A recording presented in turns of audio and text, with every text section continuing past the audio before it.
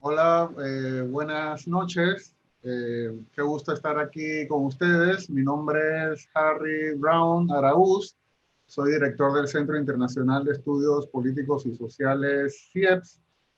Quiero agradecerle su presencia. Quiero agradecer también a la Cámara Panameña del Libro el espacio que nos han dado para presentar la obra, el libro América Latina Vota 2017-2019, que es un libro que está dedicado a las 15 elecciones que hubo en América Latina en los últimos 3 años.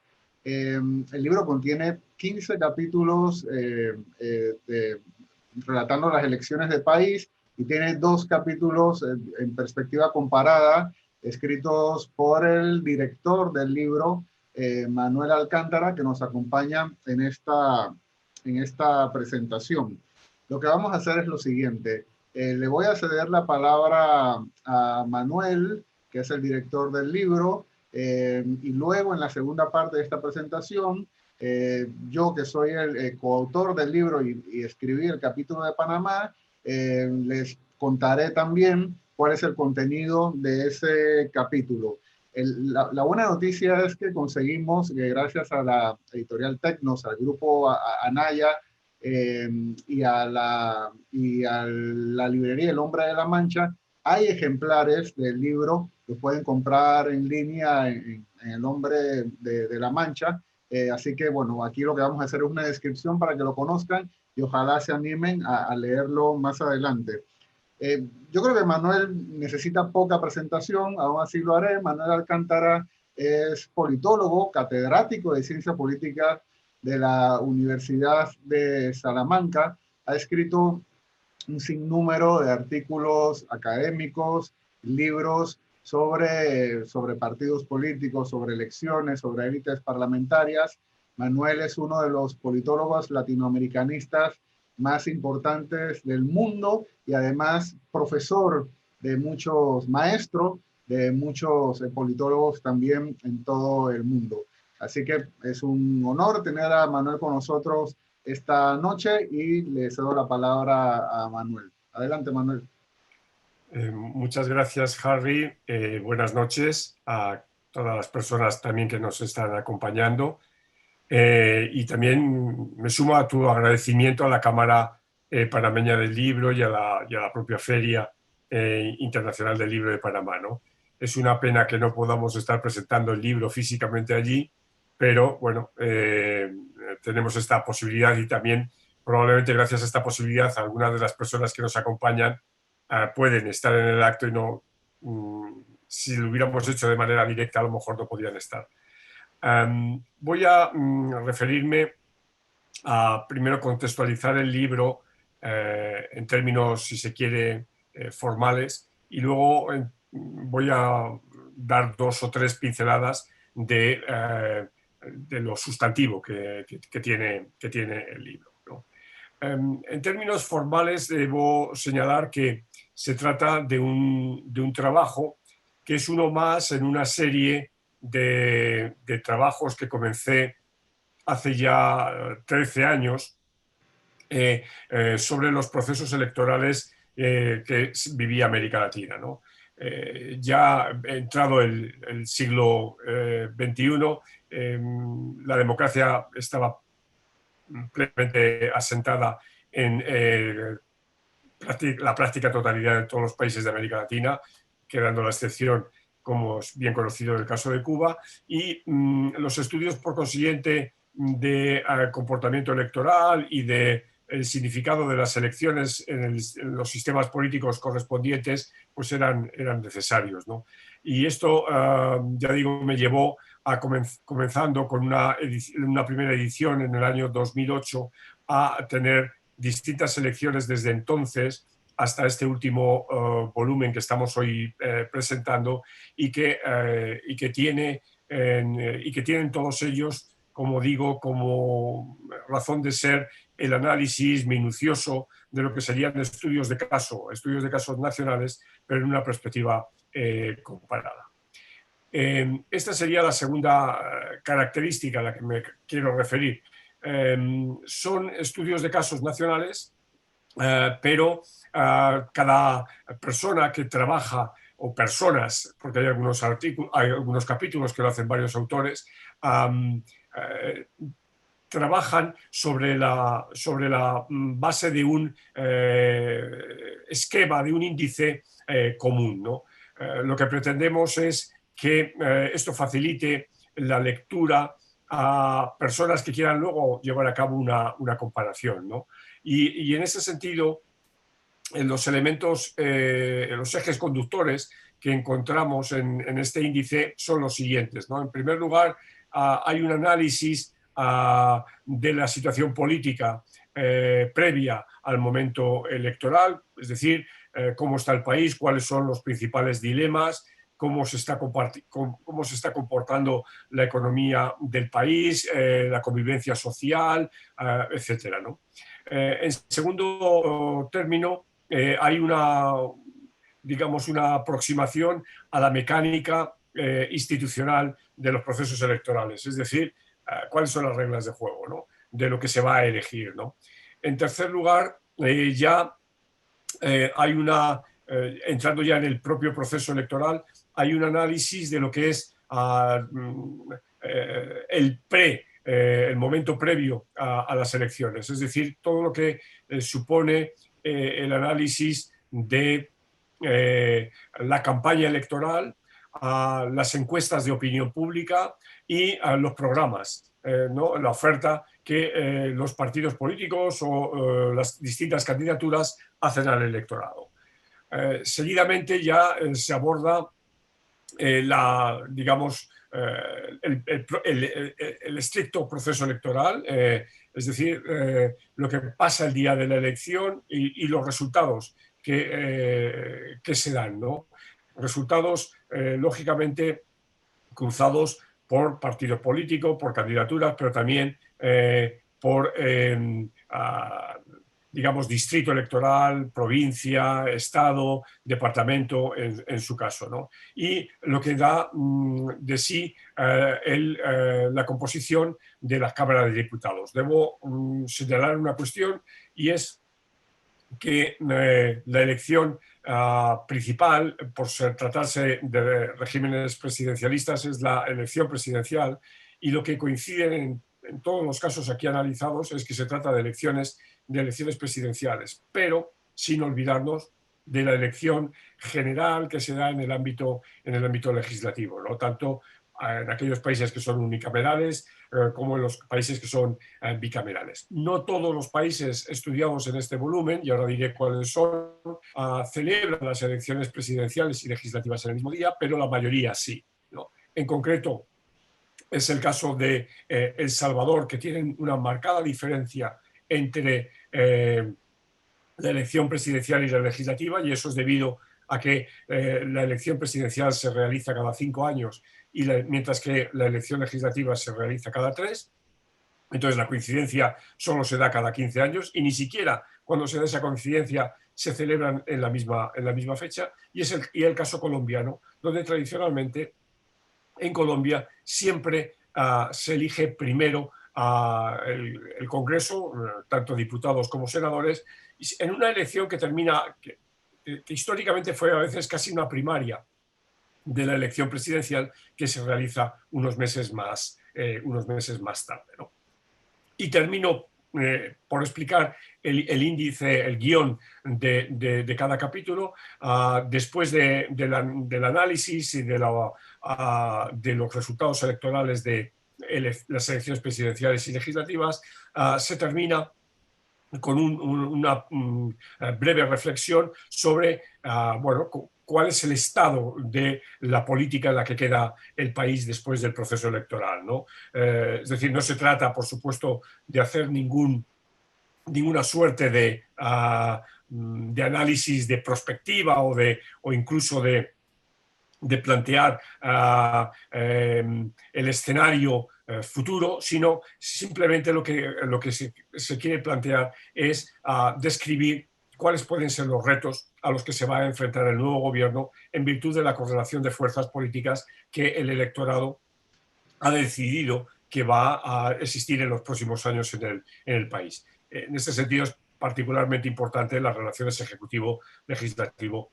como queda. Bueno, ese es el esquema del libro y ya digo que es un esquema que lo que pretende es que los distintos autores, estoy hablando de 23 autores, colegas que han trabajado y especialistas en cada país, van a trabajar de manera individualizada para cada caso nacional. Se trata de las elecciones, como ha señalado Harry Browne, de las elecciones que se dan en América Latina en 3 años, naturales, el año 2017, 2018 y 2019. Y estas elecciones se llevan a cabo en exactamente 15 países. Hay 15 países que están convocados, por consiguiente tenemos que tener en cuenta que es un número muy alto. Estamos trabajando sobre 18 países, es decir, que realmente los 3 países que no van a estar cubiertos inicialmente son países que no correspondía hacer elecciones en esta época, ¿no? Sino que o acababan de hacer elecciones en el año 2016 o las hicieron en el año 2015. Me estoy refiriendo al caso de Perú, al caso de República Dominicana y, por último, al caso de Nicaragua. Son los 3 países que no aparecen, por consiguiente, abordados en este libro. Y hay un caso sui generis, que es el caso boliviano, ¿no? Porque el caso boliviano estaba previsto que hubiera elecciones, de hecho se celebraron las elecciones, pero esas elecciones se declararon nulas. Por consiguiente no tienen ningún efecto político, siempre van a tener efecto, pero ningún efecto jurídico. Entonces, digamos, en mi condición de director de la obra tuve que tomar la decisión de qué hacer con el capítulo de las elecciones de Bolivia, que por otra parte el colega que lo estaba redactando lo tenía ya hecho, porque lo había ido preparando a lo largo de todo el proceso, ¿no?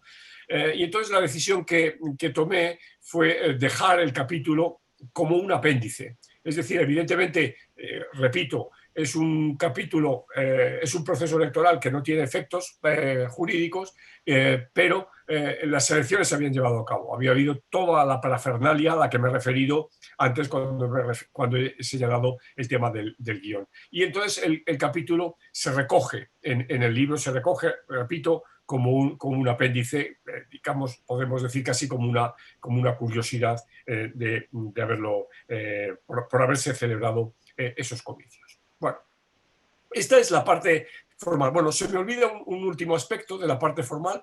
Como les señalaba, hay 23 personas que trabajan en el libro. Desgraciadamente no logré conseguir la paridad. Hay 16 hombres y 7 mujeres, que les une, como decía antes, un hilo conductor, que es el ser expertos en el país sobre el que escriben. Y para la mayoría de los casos, ser nacionales del país del que escriben, ¿no? Algo que, por supuesto, no tiene una mayor importancia, pero bueno, lo doy como un dato que me parece que es relevante. Y también otra característica, y es la vinculación de prácticamente todas estas personas con la Universidad de Salamanca. De una manera directa, porque han estudiado, porque se han formado en la Universidad de Salamanca, han hecho el doctorado, alguna de ellas está todavía haciendo el doctorado. Debo decir que de las 23 personas que escriben, me parece que, si no recuerdo mal, 20 son doctoras. Y ya digo, entonces tienen una vinculación con la Universidad de Salamanca, bien porque han estudiado allí, se han formado allá, o porque han hecho en algún momento algún tipo de estancia o tienen algún tipo de vínculo con la Universidad de Salamanca. Entonces esto me parece que es muy importante también decirlo, porque bueno, sitúa a la Universidad de Salamanca, al Instituto de Iberoamérica de la Universidad de Salamanca y al área de ciencia política de esta universidad, bueno, pues en los estudios de política comparada de América Latina en un lugar creo que muy importante. Bueno, esta sería la presentación general ya digo, y formal del libro, y ahora me gustaría comentar algunos elementos que tienen que ver con diríamos lo sustantivo, ¿no? ¿Qué elementos? Tengo un pequeño índice para no olvidar. Quiero subrayar y quiero presentar como muy relevantes. Bueno, lo primero es, digamos, el papel de la democracia, ¿no? El papel de la democracia en América Latina, como señalaba, ¿no? La democracia es un tipo de orden político que se ha ido instaurando de manera, yo creo que bastante sólida, aunque luego matizaré esto, en la región, y se ha hecho además de una manera, yo creo que hay que señalarlo, histórica, ¿no? Nunca la región, y esto se ha repetido muchas veces, nunca la región en su conjunto tuvo simultáneamente tantos sistemas políticos que eran democráticos, repito, simultáneamente. Y que además esto se producía a lo largo de un lapso de 3 décadas prácticamente, ¿no?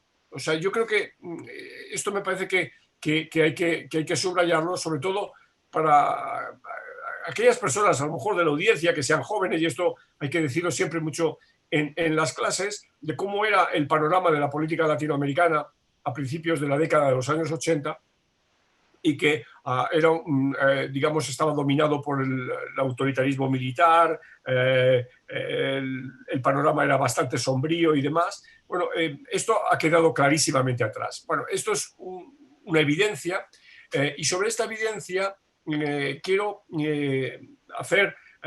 subrayar dos cosas más. La primera es, y para eso tiramos, digo tiramos porque me ayuda mucho en ello, un doctor, un joven doctor, Asbel Boigues, de lo que llamamos, los índices del proyecto de variedades de la democracia, que es un proyecto muy interesante que lleva a cabo la Universidad de Göteborg, es un consorcio internacional muy potente, y variedades de la democracia lo que viene a indicar es que hay que estudiar la democracia a través de las distintos componentes o de las distintas caras que tiene la democracia, ¿no? Frente a otras aproximaciones de otros índices, yo que sé, como puede ser el de Freedom House o como puede ser el de la Fundación Bertelsmann, variedades de la democracia dice, bueno, podemos estudiar una variedad, un tipo de democracia basada en cuestiones estrictamente electorales o en cuestiones estrictamente liberales o en cuestiones de tipo participativo, etcétera, etcétera. Bien, entonces lo que tomamos es el índice de la variedad electoral para demostrar esto que estoy señalando, ¿no? Y cómo los 15 países aquí analizados dan bien en el índice, ¿no? Son curvas ascendentes cuando tomamos el origen del propio índice, pues como decía antes, a finales de la década de los años 80, ¿no? Entonces, y esa creo que es una noticia buena y además una evidencia empírica bastante notable y que justifica, por consiguiente, seguir estudiando las elecciones. Y la segunda cuestión que quiero observar es que sabemos que las elecciones tienen un componente fundamental, ¿no? Que es el de lograr gobierno. Y Adam Preborsky siempre, entre muchos otros, ¿no? Pero Adam Preborsky siempre señaló la idea de que la democracia se veía ratificada en los procesos electorales cuando la oposición tenía probabilidades de llegar al gobierno, ¿no? Una probabilidad por lo menos del 50%, ¿no? Es decir, una de cada 2 veces, ¿no? Bueno, es una idea intuitiva muy interesante y lo que vemos es que los procesos electorales que se dan en América Latina, si hacemos un índice que es muy sencillo, que es el número de elecciones que se han producido en América Latina dividido por el número de elecciones en que ganó la oposición, bueno, pues el índice es de 0,56. Es decir, es casi perfecto. O sea, creo que Primorsky estará muy contento de conocer estas ideas, esta situación. Evidentemente es una media de los países de la región, ¿no? Pero creo que es interesante. Y esto se ve en el libro desde una perspectiva de estos 30 años para atrás, pero sobre todo también se ve desde la perspectiva de lo que ha ocurrido en estas elecciones que aquí estamos abordando. Porque es muy interesante que de los 14 casos, dejo fuera ahora el caso boliviano, ha habido un triunfo de la oposición, es decir, por consiguiente, una alternancia en 9. ¿No? 9 de los 14, o sea que el índice es claramente, digamos, el 50% sería 7, ¿no? O sea que está por encima de ese índice, lo cual indica bueno, el momento, ¿no? en el que vive la región, y ese que es lo que voy a pasar a comentar ahora mismo. Me quedan 5 minutos y quiero referirme a el concepto de que desarrollo en el capítulo de conclusiones de que, bueno, dicho lo que he dicho hasta ahora, sí, en América Latina hay democracia, pero estamos en una democracia fatigada, ¿no? Hay signos de fatiga. Y estos signos de fatiga provienen y los podemos ver claramente siguiendo los distintos capítulos en los siguientes aspectos. Primero, por primera vez nos encontramos con que hay elecciones que los autores y las autoras de los distintos trabajos señalan que sus resultados no son fiables. O dicho de otra manera, que hubo fraude, clarísimamente, ¿no? Detectado por organismos internacionales de veeduría internacional relativamente fiables, y también porque la oposición no reconoce los resultados electorales, ¿no? Para este libro esto es muy evidente en el caso de las elecciones presidenciales, que son las que se estudian, solo las elecciones presidenciales de Venezuela, las elecciones presidenciales y legislativas de Honduras y, de alguna manera, las elecciones presidenciales y legislativas de Paraguay, ¿no? Este país hay un poquito menos de, digamos, de controversia, pero algo de controversia hay. Pero las elecciones de Honduras y de Venezuela son claramente elecciones fraudulentas, a las cuales habría que añadir las elecciones no estudiadas en este libro del caso de Nicaragua. Si a ello le añadimos el problema habido en Bolivia, tenemos entonces que hay 4, casi 5 casos sobre 18 donde hay problemas en la dinámica electoral, y eso me parece que nos debe llamar la atención. Un segundo aspecto tiene que ver con la mecánica digamos, del juego de partidos y de las valoraciones, o más que las valoraciones de la vida política que realizan los ciudadanos a través de encuestas de opinión pública, ¿no? De nuevo, aquí hay unas gráficas muy interesantes recopiladas por Aldo Martínez, que plantean un escenario en el que, por una parte, se registra una desidentificación de la gente con los partidos políticos que es general en todos los países. Es decir, la gente se identifica menos que hace 10 años con los partidos políticos. También se registra una desconfianza mayor en los partidos políticos que hace 10 años, ¿no? Siempre la desconfianza en los partidos políticos ha sido baja, pero ahora todavía es mucho más baja, ¿no? Y con respecto a la democracia, hay una suerte de desafección con la misma que tiene que ver con el grado de valoración que la gente da a la democracia, y que también se reduce en aproximadamente 10 puntos porcentuales promedio para la región. Es decir, pasa más o menos del 66% de apoyo a la democracia y valoración positiva de la democracia al 56%. También se registra un claro problema en el ámbito de la representación de los partidos políticos, que se ve en tres indicadores que son constantes también. El primero es el incremento del número efectivo de partidos, ¿no? No es general, no es absolutamente general en todos los países, pero el promedio, y hay más países en los que el número efectivo de partidos crece que los países en donde decrece, ¿no? Este sería, yo creo que es un elemento que me parece que es interesante. En segundo lugar, también encontramos el incremento de la volatilidad electoral. O sea, al número efectivo de partidos, el incremento del número efectivo de partidos, encontramos que hay una mayor volatilidad electoral. Y esto viene a suponer que hay un problema tanto de la oferta como de la demanda, pero que supone, y que esto hay que vincularlo con lo que se señalaba anteriormente, de el alejamiento de la gente de los partidos, porque la gente se identifica menos con los partidos políticos. Y fuera de los partidos políticos hay que añadir una última característica más, y con esto ya termino.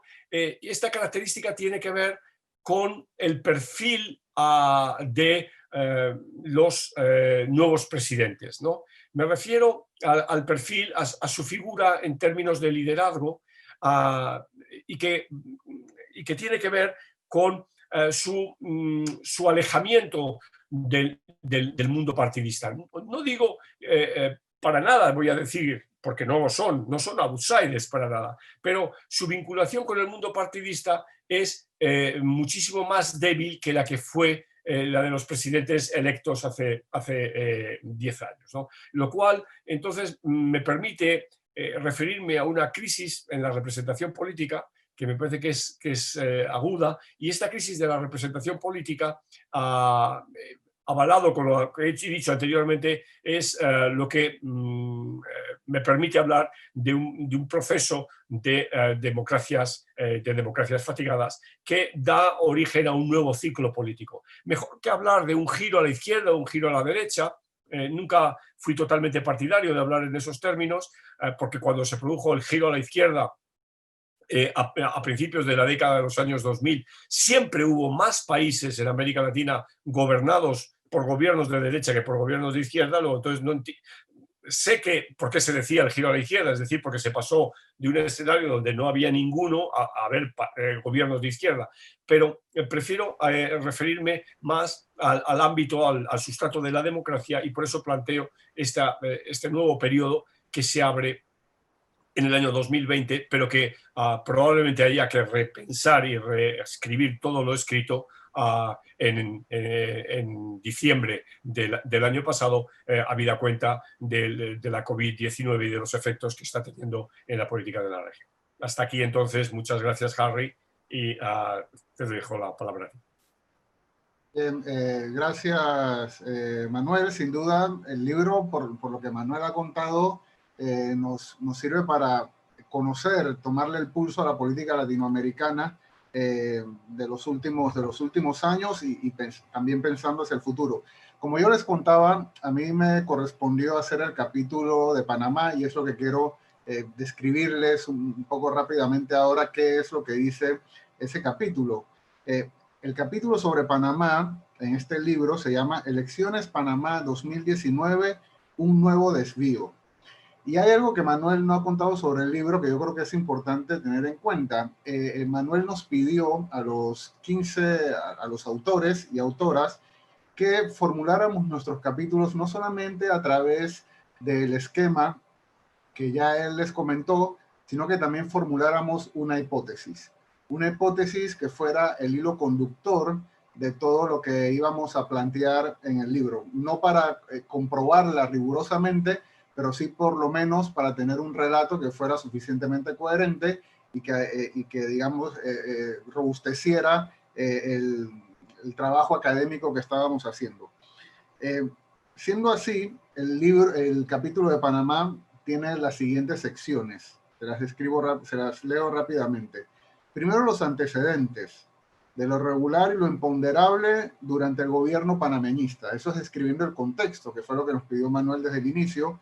Allí hablo de los asuntos regulares que sufrió el gobierno del expresidente Juan Carlos Varela, pero también describo los asuntos imponderables que tuvo ese gobierno. De eso voy a hablar en un ratito. Hablo también de las normas electorales que rigieron las elecciones panameñas, más transparencia y menos dinero, un nuevo esquema de financiamiento privado, las primarias y las firmarias, que es como la ex candidata Ana Matilde Gómez bautizó aquel proceso de recolección de firmas para los candidatos de libre postulación. Entro entonces a la campaña electoral directamente. Ese subcapítulo se llama la campaña electoral, la articulación ciudadana del descontento y las consecuencias de la escasa diferenciación ideológica en Panamá. Hablo de no a la reelección y de la asamblea como chivo expiatorio de los imponderables que describo en el contexto. Hablo también, analizo el perfil de los candidatos presidenciales, su desempeño en las encuestas, la ideología dentro de los programas de gobierno y los debates durante la campaña electoral. Hablo de la alta ideologización de la política panameña y las consecuencias de la escasa diferenciación ideológica, analizando los planes de gobierno para administrar la desigualdad, las consecuencias de esa escasa diferenciación ideológica, que serían los debates en los que no hay debate, que realizamos en Panamá. Entonces hago un análisis histórico de los resultados electorales presidenciales y legislativos, y finalmente las reflexiones finales llamadas en el capítulo el extraño lujo del gobierno monocolor, y hago algunas proyecciones políticas. A ver, ¿qué es lo que digo básicamente? ¿Cuál fue la hipótesis con la que estructuré el capítulo? La hipótesis sería la siguiente. Los escándalos globales y locales de corrupción en el periodo 2014-2019, más la acumulación de escándalos anteriores, propiciaron un desvío en los resultados de la elección presidencial. Ese desvío benefició a los candidatos por libre postulación, a quienes se les atribuyó cualidades éticas reformadoras y de independencia. Básicamente, esos asuntos imponderables que creo que ayudan que son la parte más importante del contexto, son los Panama Papers, en el 2016, el estallido del escándalo de los Panama Papers, de los cuales extrañamente se habla poco en Panamá, pero que han sido muy importantes para definir no solamente la marcha económica, sino también la marcha política del país. Las ramificaciones panameñas del escándalo de corrupción de Odebrecht, que tiene impacto en toda América Latina, todo lo sucedido con la lista Clinton y los escándalos de corrupción en la Asamblea Nacional. Lo que digo en el capítulo es que el eslabón más débil de toda esta cadena de opacidad económica y política panameña eran, como ha dicho Manuel, para América Latina, también para Panamá, los partidos políticos y la Asamblea Nacional. Por lo tanto, la demanda de transparencia que tiene la ciudadanía panameña apuntó hacia el actor más débil y también responsable de todos estos escándalos, que eran los partidos políticos y la Asamblea Nacional. Hago la descripción, como les contaba, de las reglas electorales. Sobre todo le doy importancia a la descripción de las primarias, pero creo que lo más importante en estas elecciones fue el proceso de recolección de firmas, que le llamo en el capítulo las firmarias. Tomen en cuenta, solamente para tener una idea, en el capítulo está mejor descrito, que para ser candidato de libre postulación se necesitaban 18.543 firmas. Eso, más un año de periodo de recolección de esas firmas, más la posibilidad de sumar firmas de los miembros de los partidos políticos, más un contexto en el que la población estaba buscando desesperadamente opciones para la elección que no fueran partidistas, llevó que, por ejemplo, la candidata por libre postulación, que fue la que recogió más firmas, haya recogido el 708% más de lo que se le había solicitado para ser candidata. Esta es una institución muy mal diseñada, que va a tener que ser rediseñada durante el próximo proceso de reformas electorales que normalmente tenemos en Panamá. También hablo un poco sobre el nuevo esquema de financiamiento. Esa es una de las buenas noticias de estas elecciones, en la que logramos bajar el costo por voto, gracias a una campaña más corta de 60 días, gracias a, bueno, a la irrupción de las redes sociales como un elemento importante de campaña, y a que la publicidad electoral se haya hecho solamente con dinero público. Eso en cuanto a la descripción de nuestras normas electorales. Pero hablo también en el capítulo con detalle sobre la articulación ciudadana del descontento y del no a la reelección, que es uno de los asuntos centrales de la campaña electoral del 2019. Pero ¿cómo llegamos al no a la reelección? Lo que yo propongo en el capítulo es que Panamá, y doy los datos allí, Panamá es un país con poco capital social. La ciudadanía panameña tiene dificultades para organizarse, sabiendo también que confían muy poco en los partidos políticos. De hecho, Panamá es uno de los 3 países de América Latina con menos confianza en los partidos políticos. Pero también, y eso nos lleva a los días, a estos días, en la política panameña de estos días, en Panamá hay un rechazo a la protesta, eso medido por las encuestas que ha hecho el Barómetro de las Américas. Los panameños no nos gusta la gente que protesta.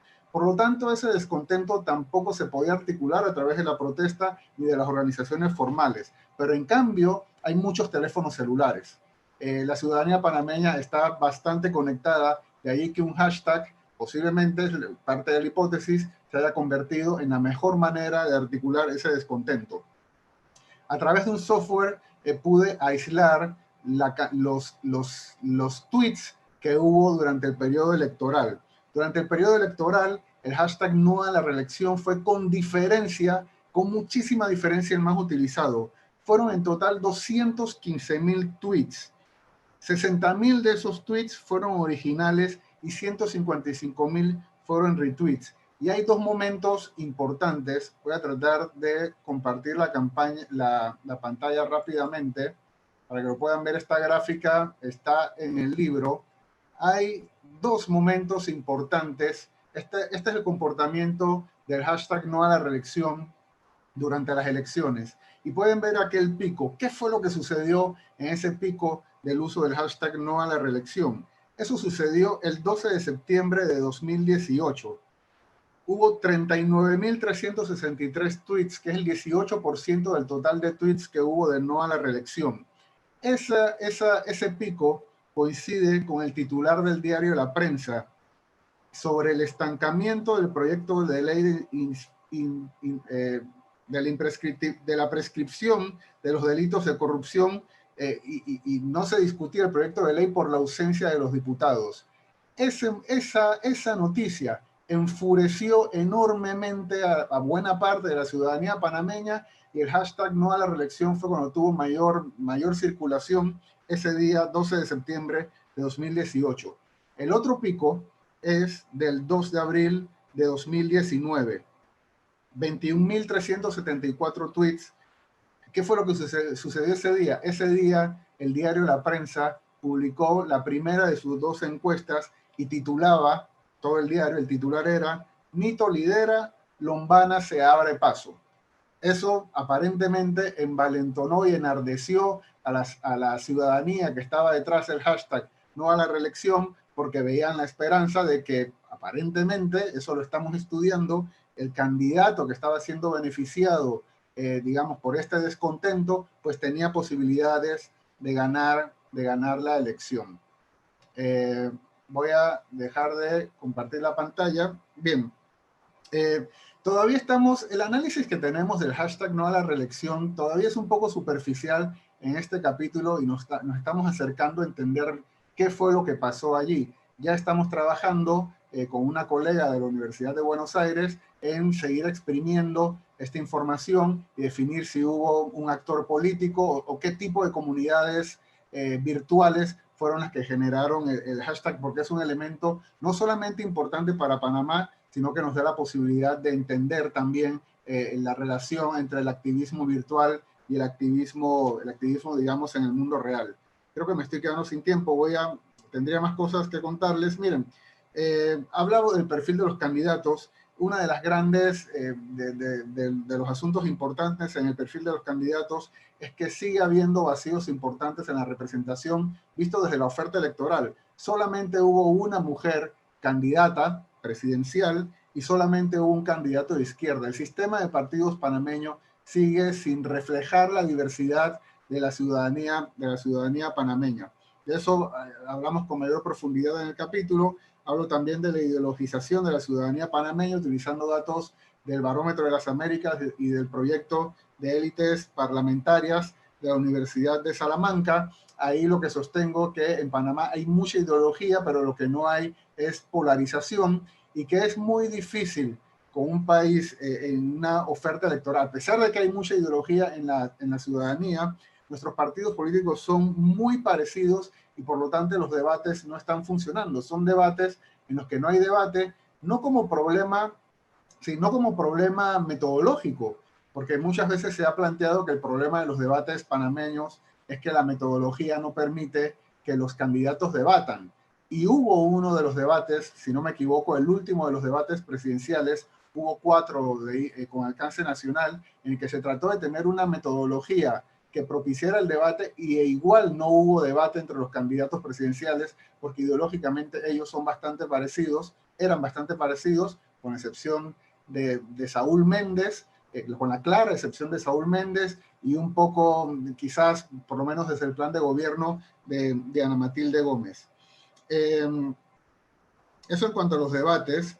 Luego hay una descripción de los resultados. Allí digo por qué ganó Nito. Por primera vez en la historia de las elecciones panameñas, el candidato ganador no gana en la provincia de Panamá, pero lo que analizamos viendo el voto por provincias es que, aunque no ganó en la provincia de Panamá, tuvo una 10% más del voto, sacó Rómulo Rux en la provincia de Panamá. Laurentino Cortizo le sacó ventajas hasta del 50% a todos los candidatos en el resto de las provincias. Por lo tanto, la penetración territorial parece haber sido importante para ganar las elecciones. Y finalmente, ¿por qué hablo de un desvío?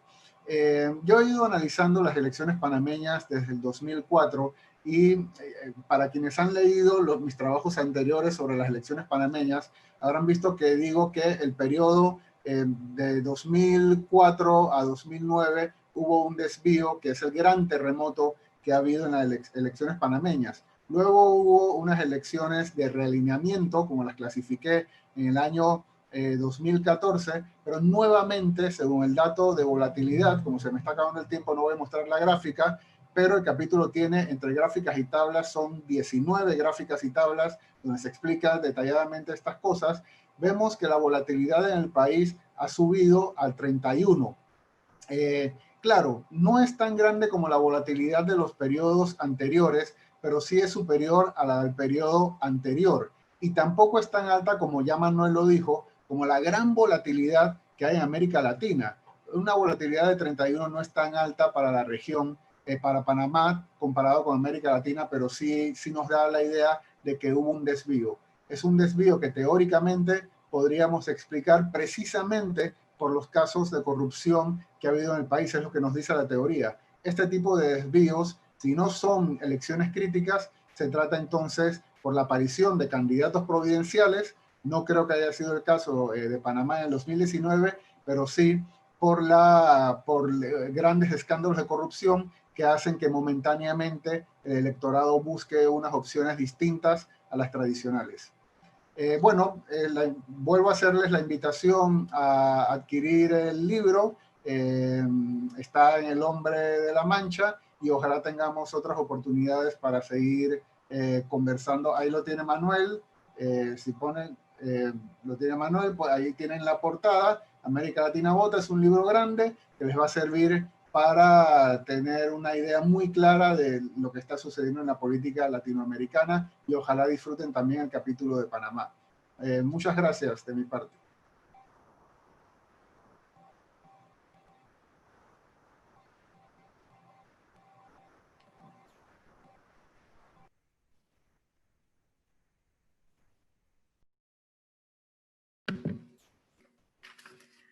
Buenas tardes, muchas gracias.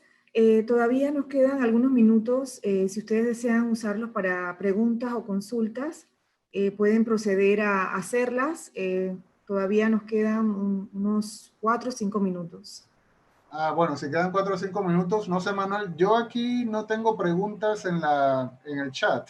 No sé si Manuel ve algunos y Yo tenía una pregunta que he contestado. Lo que quería aprovechar es para decir que ahora tenemos que trabajar el volumen América Latina vota 2017-2020. Es decir, dado que este año hemos tenido elecciones ya legislativas en Perú, hemos tenido elecciones en República Dominicana y vamos a tener las elecciones definitivas de Bolivia en octubre, esto supondría que el volumen tendría 17 casos nacionales, ¿no? Y me parece que hay que aprovechar esa coyuntura para poder editarlo en América Latina, ¿no? Y que, digamos, la gente tenga más acceso, ¿no? Entonces, en ese sentido, es muy importante que los organismos electorales nos echen una mano para poder publicar este libro. Yo tengo una pregunta que me están haciendo acá, Manuel. Me están preguntando si había relación entre el hashtag no a la reelección y el diario La Prensa. No lo sabemos. Precisamente el trabajo que estamos haciendo es intentar entender al actor político, a las comunidades virtuales. Hay diferentes tipos de comunidades virtuales y diferentes maneras de relacionarse con el mundo real. Estamos intentando entender al actor político, y los actores políticos suelen tener distintas herramientas de poder y algunas veces esas herramientas de poder incluyen también la alianza explícita o implícita con medios de comunicación. No lo sabemos todavía. O sea, yo creo que no hay que asumir nada. Estamos utilizando una metodología que espero que sea suficientemente potente para poder entender esto y esperamos tener los hallazgos más adelante. Bueno, creo que por nuestra parte ya hemos acabado. Nuevamente les agradecemos habernos acompañado y esperamos que disfruten el libro América Latina Hoy, donde han trabajado una cantidad muy importante de expertos bajo la dirección del catedrático Manuel Alcántara. Muchísimas gracias y será hasta la próxima. Y gracias a ti, Harry, por haber organizado esta sesión. Muchísimas gracias y seguimos en contacto.